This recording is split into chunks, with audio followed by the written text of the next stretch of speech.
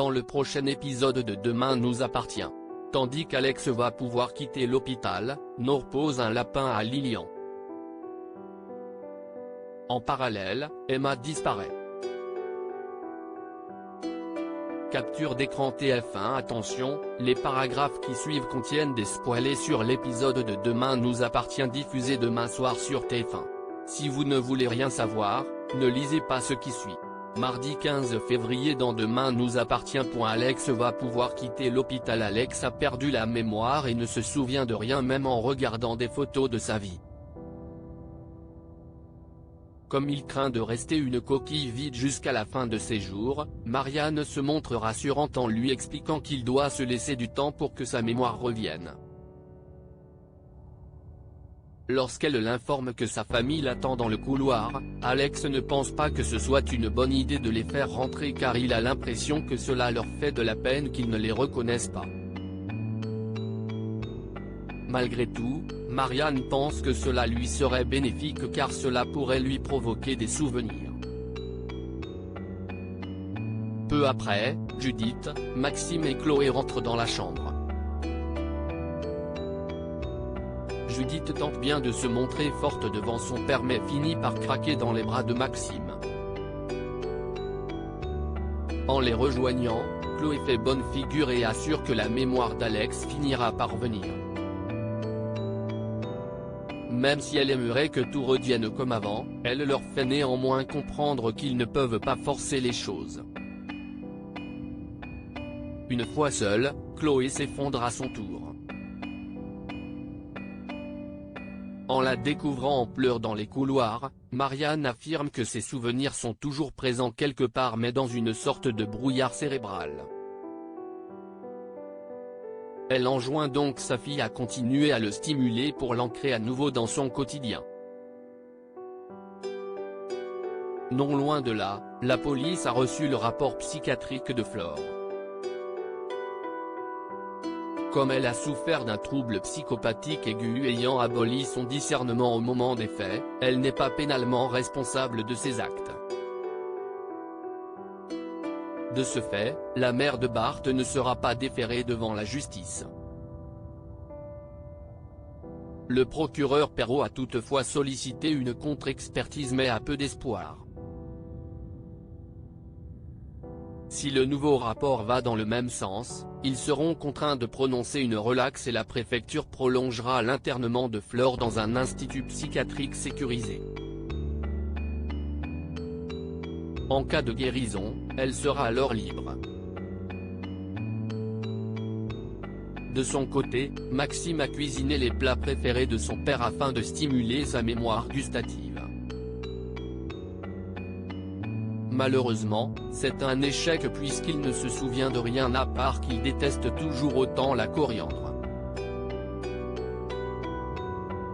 En fin d'après-midi, Marianne informe les Delcourt que les résultats d'Alex sont bons et qu'il va bientôt pouvoir rentrer. Cependant, Alex est un peu réticent à l'idée de retourner dans une maison qu'il ne connaît pas mais Marianne garantit que c'est bon pour lui. Se sentant bien auprès d'elle, Alex la prend dans ses bras puis lance qu'il a l'impression qu'ils ont toujours été proches. Nour pose un lapin à Lilian au petit déjeuner. Lilian demande à son père de lui prêter sa voiture pour la soirée car il a un rendez-vous galant avec Nour pour la Saint-Valentin. Tandis que Cédric s'empresse de refuser en prenant pour prétexte sa blessure à la jambe, Irène prend le contre-pied et lui donne l'autorisation car elle voit là l'occasion de passer la soirée en tête-à-tête avec son mari. Pendant ce temps, Nour confie à Gabriel que l'homme dont elle est tombée amoureuse est marié.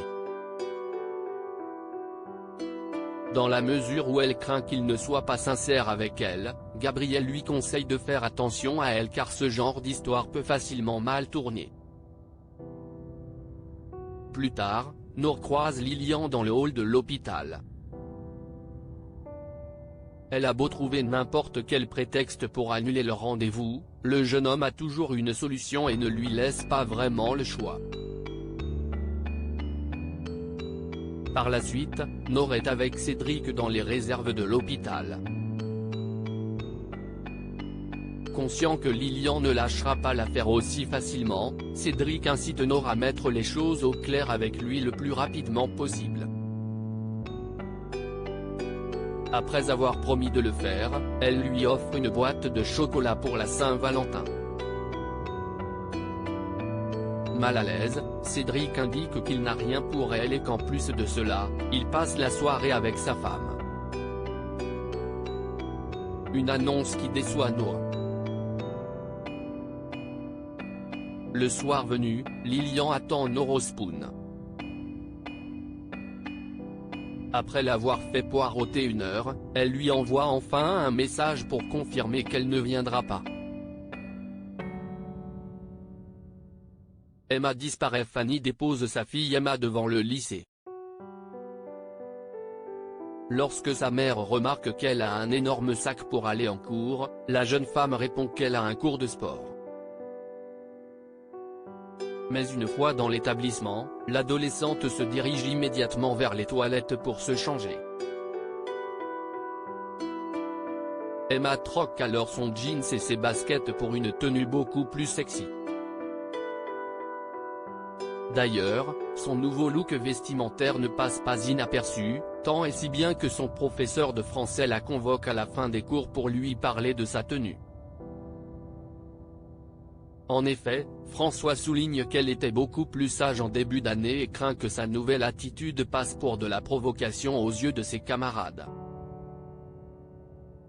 Cependant, Emma rétorque qu'elle se sent bien comme cela puis fait remarquer qu'elle ne fait rien de mal. Malgré tout, François la prie de faire attention à elle. À la fin des cours, Emma a remis sa tenue initiale pour se rendre à son cours de piano. Tandis qu'elle quitte le lycée en compagnie de Camille, elle est interpellée par Charlie qui s'amuse à la taquiner sur ses vêtements. Une fois seule avec Camille, Charlie confie qu'elle trouve sa camarade hypocrite car elle passe pour une fille modèle à la maison alors qu'en réalité, elle joue les allumeuses en sautant sur tout ce qui bouge. Chez elle, Emma reçoit un coup de fil qui semble la bouleverser.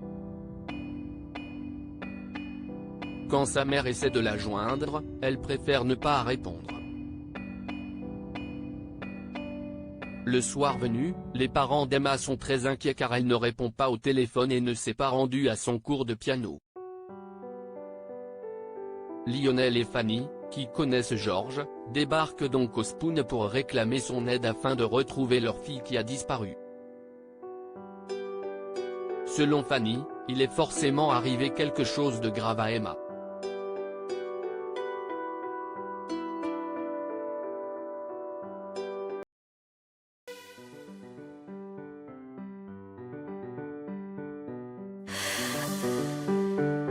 나